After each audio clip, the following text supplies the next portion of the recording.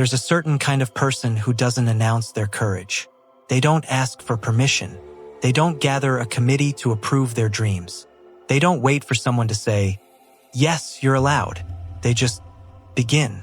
And if that's you, you might not even call it strength. You might call it survival. You might call it common sense.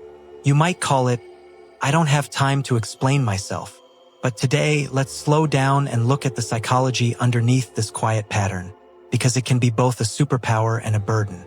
This is not a video about being rebellious for the sake of being rebellious. It's about something more intimate. The moment you stop outsourcing your life to other people's approval, and you start listening to your own internal signal. Psychologists have a word that comes close to what we're talking about: autonomy.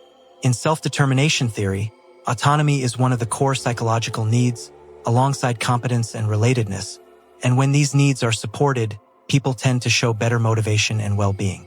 So the ability to move without permission can reflect a healthy drive for autonomy. But it can also reflect something else: a history of being dismissed, controlled, shamed, or ignored until you learn that asking costs too much. Let's hold both possibilities gently. Not seeking permission doesn't always mean you don't care what people think. Sometimes it means you care so much that you'd rather move silently than risk being discouraged. Sometimes it means you've internalized a rule. If I explain, they will minimize. If I ask, they will say no. If I show excitement, they will find a way to make it smaller. So you begin privately, you build quietly, you reveal only results because results feel safer than hope. And it works for a while. You become dependable. You become resourceful. You become the person who figures things out. You become the person who doesn't need anyone. But here's a tender truth: "I don't need anyone" can be strength, and it can also be armor. In research on self-reliance and help-seeking, higher self-reliance has been linked with lower intentions to seek both informal and professional help, and perceived social support plays a big role in that relationship. In other words, when someone is highly self-reliant, it can sometimes come with a quieter cost. Less reaching out, less receiving support, less feeling supported. So if you're watching this and thinking, "Yes, that's me," there's nothing wrong with you. The question isn't, "Why are you like this?" The question is, what did this protect you from? Some people learn autonomy in a healthy way. They grew up with enough space to make choices, enough guidance to learn, and enough connection to feel safe. In SDT terms, their autonomy was supported, not punished. But others learn autonomy through friction. They learn it because asking meant being criticized, needing help meant being judged, expressing preference meant being called selfish, being uncertain meant being treated as incapable.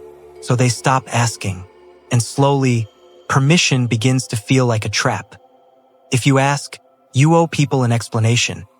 If you explain, you can be talked out of your own life. This is why some independent people look confident, but inside they feel tense. Their freedom doesn't feel spacious, feels guarded. There's another pattern that sometimes overlaps here: imposter feelings.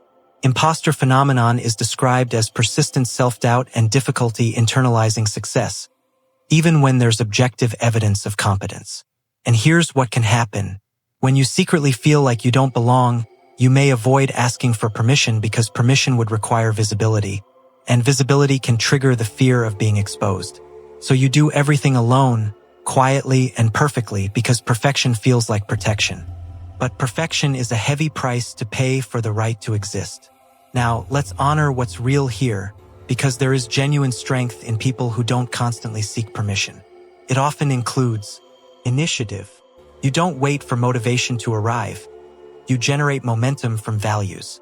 SDT describes how intrinsic motives, like curiosity, care, and values, can sustain effort even without external rewards. Self-trust. You can tolerate the discomfort of not being understood right away. Capacity for risk. You can be judged and still move forward. A private relationship with your goals. You don't need an audience to be devoted. This kind of person can be incredibly steady in chaos. While other people negotiate their choices, you're already building. And if no one has told you this plainly, it's okay to be proud of that. But strength becomes even more powerful when it's flexible. When it's not just, I can do everything alone. But also, I can choose who to trust. Because autonomy isn't the same as isolation. Self-determination theory includes relatedness too, the need to feel connected and supported. Let's talk about the shadow side gently. Sometimes, not seeking permission is actually not seeking connection. Sometimes it's the belief that if you involve someone, they'll control you. If you need something, you'll be a burden. If you ask, you'll be disappointed.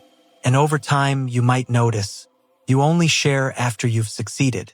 You struggle to receive help without feeling guilty. You feel irritated when people ask questions, even caring questions. You feel lonelier than you admit because your life is self-contained. In the study on self-reliance and help-seeking among young people, higher self-reliance was associated with lower intentions to seek help, and perceived social support was a key mediator for informal help-seeking. That doesn't mean self-reliance is bad. It means extreme self-reliance can sometimes block you from resources that would actually protect your long-term well-being. So here's an introspective question. Are you not asking for permission because you're free or because you're tired? Because those are different. Freedom feels light.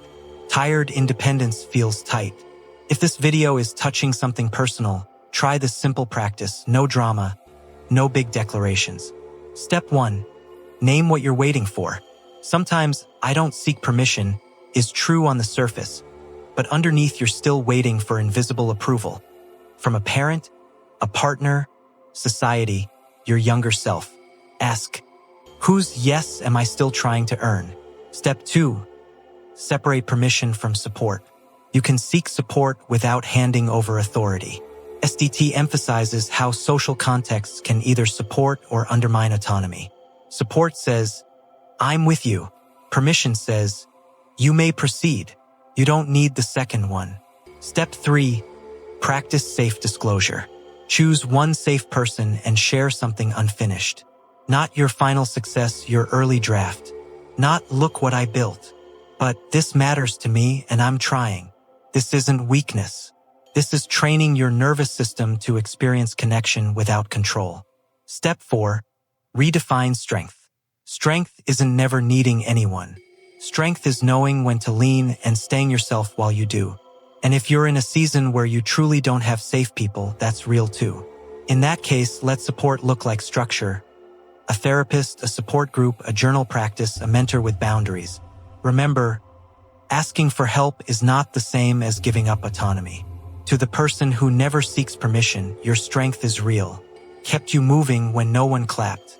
It helped you survive environments where your voice wasn't welcomed. But you don't have to live in survival forever. You can keep your autonomy and still let yourself be held. You can move without permission and still allow support to find you. If this resonated, share in the comments. When did you realize you were waiting for permission you didn't actually need? And if you want more videos like this, about self-trust, anxiety, people-pleasing, and emotional independence, subscribe.